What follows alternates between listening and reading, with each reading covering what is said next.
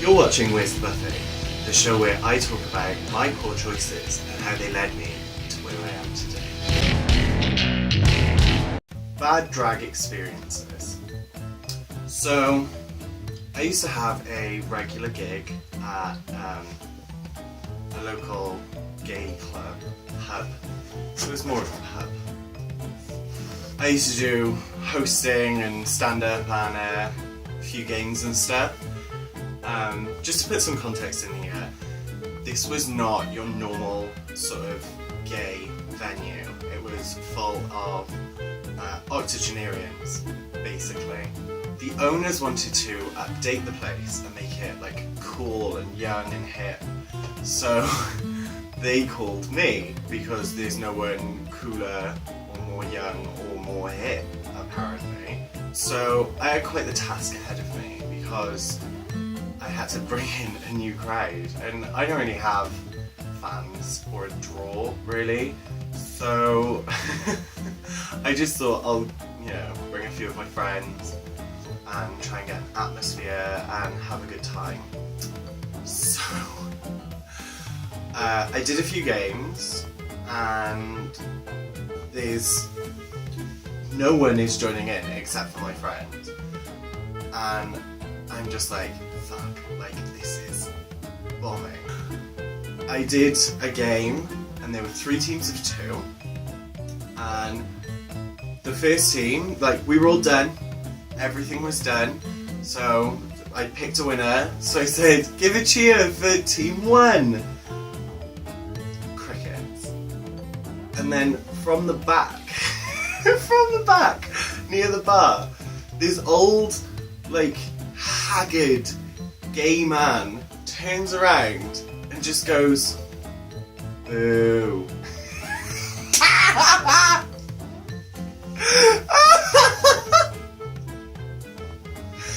Boo. Boo. Like a tired ghost. He couldn't even be bothered to muster the energy to give like a proper angry or disgusted, like, boo, fuck you. No, it was just, boo.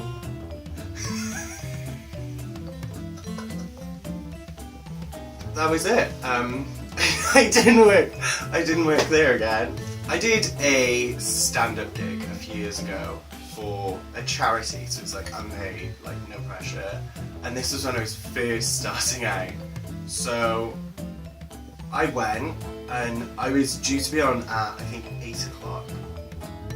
So I get there, and what I didn't know before I got there was, this was like a marathon thing. It started at, I think it was 7 in the morning, so a lot of people had been there for like sort of 12 hours. They were tired, they were like bored, some of them had been drinking like all day. By the time I get there, they are not in the mood to see a weird drag queen do sort of strange stand-up about her ex-boyfriend and her nan. Like, that's just not what they wanted at the time. And that's fine, but I'm there to do a gig, so I did my act, and they were literally sat there like, I can't really fold my arms, sat there like, my cousin's in the back, and I'm just like aiming all the jokes at him because I know he'll get them. So he's laughing. There's a few people like sniggering, but generally the room is not on my side. So then I finish with a game. People are covered in squirty cream. It's really fun. A few people perk up a bit more. So, said thank you and goodbye, that's it. And as I go to walk off stage, the woman at the back who had booked me was like, when are you gonna sing? I'm still on stage, there's still a microphone in my hand, and I'm being like heckled, and no one's feeling it anyway. No one's like wants me to be there really, so it's just like just let me go. So I said on the mic, like, I don't sing, like, I don't sing.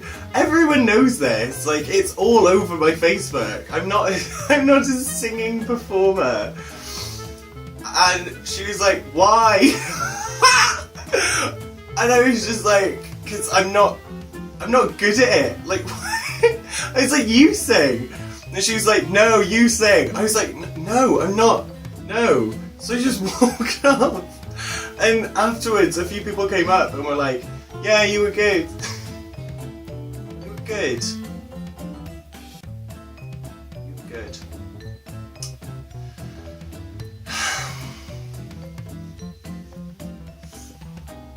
So, another time, when I had first started doing drag, I used to work behind a bar of a club in drag with my friend, who is now known to the world as polyamorous. So I'm serving this guy, and he's like really arsey anyway, and it is packed, it's manic, there's like, the bar is like 4 deep, and I'm pulling a pint for him. And I've not fainted like properly before, but I felt like I was going, and I know how that feels, and I could just feel myself going. I handed him his pint and I said, I'll be 1 second. And I run, I'm at like the far end of the bar, and I run as fast as I can in fucking heels to the other end of the bar where the like glass cleaning area is. I grabbed Polly on the way past and I was like, help me. That's all I could muster. I get into the glass cleaning bit, and literally as soon as I get in there, I flop over. We had like a giant drop safe that was like this tall. So I flop over that, and just that's it. That's all I remember. I started at 3 in the afternoon. At this point it was like 1 AM. I hadn't eaten all day. Hadn't drunk anything, so I was like dehydrated. I hadn't like taken my corset off or anything. I hadn't taken my shoes off, so my body was just dying. It was shutting down. I literally felt like I was dying. So Polly comes in, and I'm like semi-conscious. I can't remember this. I just got told about it, and I was like, help me, help me. So she takes my bra off. As soon as she does, like, I started breathing properly, but I'm still like out of it. A bouncer and my friend had to carry me out. My wig was off, my makeup's all smudged from where I'm like sweating or crying or whatever. And I've got no shoes on, my feet aren't working, so I'm just being dragged out of this club. It's Black Friday, so there's people everywhere. They're all like, what the fuck is that, and why is it dying? Get into the car, went to McDonald's, got some chips and a smoothie, ate those, barely remember that, got home, went to bed, woke up in the morning, fine. Absolutely fine. It's like nothing had happened. I worked a gig recently at a club in Cardiff called Pulse. I've never worked there before. It's quite a mainstream, it's probably like the main gay club in Cardiff. And I've never worked there. I'm quite a weird, kooky, doing crazy shit queen. Anyway, did a gig there. There was a load of queens there. We were supporting acts for Delta Work. People just, around drag queens for some reason, they just lose all social etiquette. So, throughout the night, people kept like grabbing me and like trying to touch my face. I've spent hours on this, literal hours. I'm sweating, it's warm. The makeup is not entirely solid to my face at this point. If you touch it, it's gonna smudge, and if it smudges, you're gonna die. I'm telling this story terribly. I was dressed as a clown. Because that's sort of stupid shit I do. I'm trying to walk out of the club with Polly, Medusa, and Lil. This guy just steps in front of me, and I'm like 7 feet-ish in heels and wigs. This guy must be like 5 foot nothing, and he's like looking up at me, and he was like, I want a photo! And I was like, it's very warm, it's very crowded, I'm gonna go outside to the smoking area to cool down and have a cigarette. If you want to take a photo out there, you're more than welcome. I thought that was reasonable. If someone had said that to me, I would have been like, okay, completely understand. No, this fucking bitch. This bitch this bitch turns to me and says, "No! I want a photo now!" And that's when I snapped. And I looked him up and down and said, "And I want a fucking pony. We can't all get what we want." And I just pushed past and started walking. I had Polly's hand, Polly had Medusa's hand, Medusa had Lil's hand. I was like, we're making a drag queen chain, we're getting the fuck out of here. It was too warm. It was too warm. So I'm pushing people aside. I was like, excuse me, clown coming through. I'm a clown on a mission, move. We get outside, I've still got Polly's hand. I turn to Polly and I say, thank God, because it's cold outside. And as I look, Polly's just in a state of shock. She's got my hand. She holds up her other hand. It is empty. We both turn back to the club, and in the middle of the dance floor is Medusa and Lil, waving at us from a distance, going, "Help! Help us! Help!" And it was the guy who had asked for the photo from me who had blocked them from getting out. He had broken the drag queen train. He derailed the drag train. And that's when I snapped for a second time. So I'm just battering people out of the way to get to this guy, and I'm just fucking throwing people, just hurling lesbians and kicking down gays and politely asking transgender people to move, because they've been through enough. You know, they don't need to be pushed aside by drag queens. So just say, "Excuse me, hun, could you just move?" And they're like, "Yeah, cool." They're good people. I didn't even look at the guy, because I knew, I looked at him. I was not wearing appropriate attire to be fighting, but I knew if I'd looked at him, I would have had to. And that's not good. It's not a good look, not for anyone. I grabbed the girls and I was like, "Come on!" And I just dragged them. Literally just rip them through the club. We get outside and they were like, "That guy wouldn't let us leave." I was like, "You got kidnapped. You got kidnapped by a man who was adamant he was going to get a selfie." It happened. It was Pride, quite recently. Me and some of the Hey Mary girls, we like flyered for our friend's club night.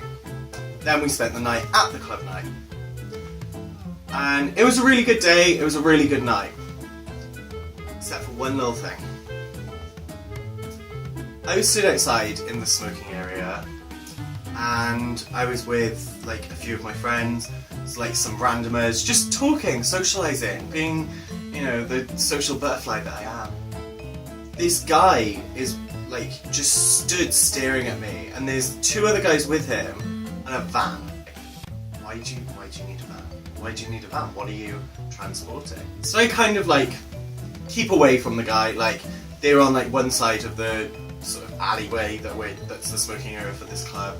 I'm on the other side, but he just keeps like staring at me, and his friends are kind of staring at me, but he, like, the one in the middle is like just not breaking his eye contact with me, and I'm like, I'm not even giving him eye contact, but he's trying to get it. He starts like edging his way towards me, and they're not talking to anyone else, they're just sort of there, and he's like edging, doing the creeping up towards me, and I was just like, no, this isn't happening, not today.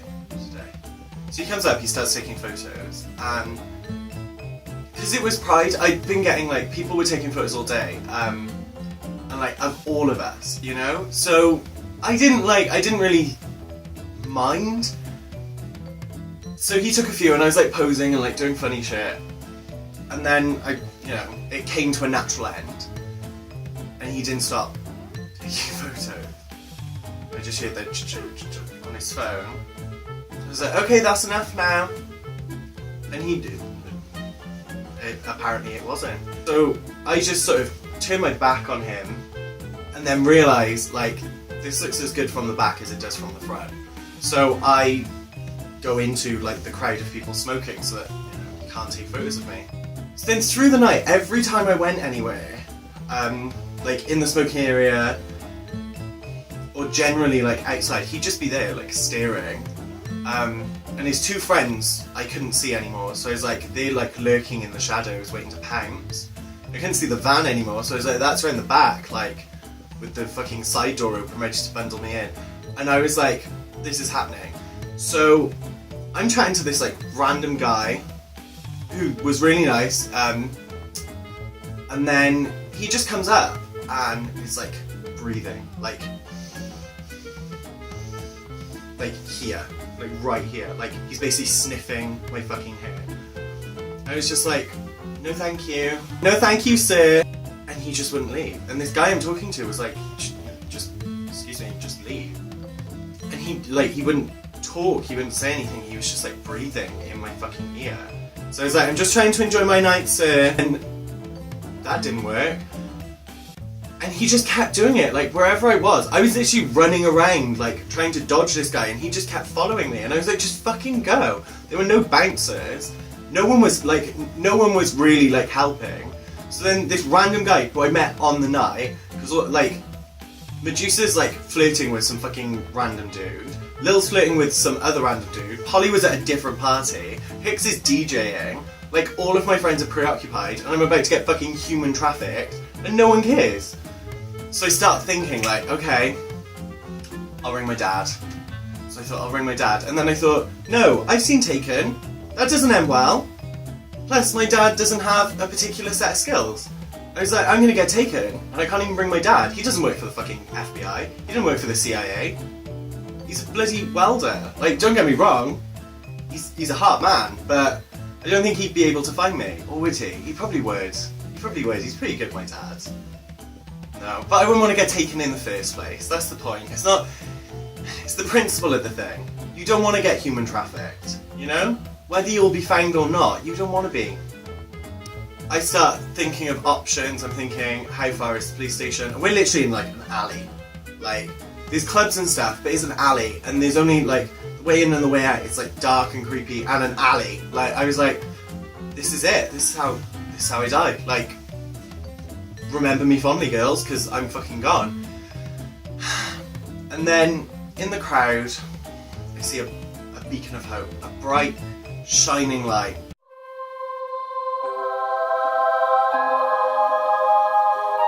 Nicole. Now, Nicole is my friend who I met through Hey Mary, and she's this big, and she is insane. At this point she's essentially like our handler, like she's just always there, and she just sort of looks after all of us because she's a little diamond.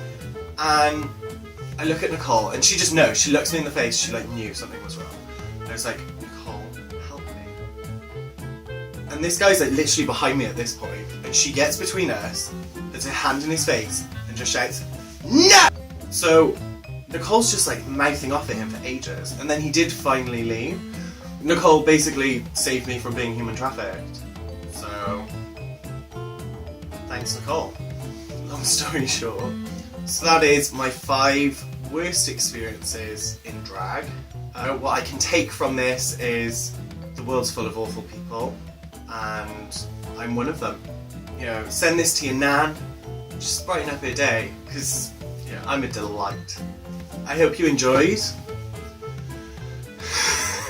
I'll post another video at some point. I'm not going to be very good at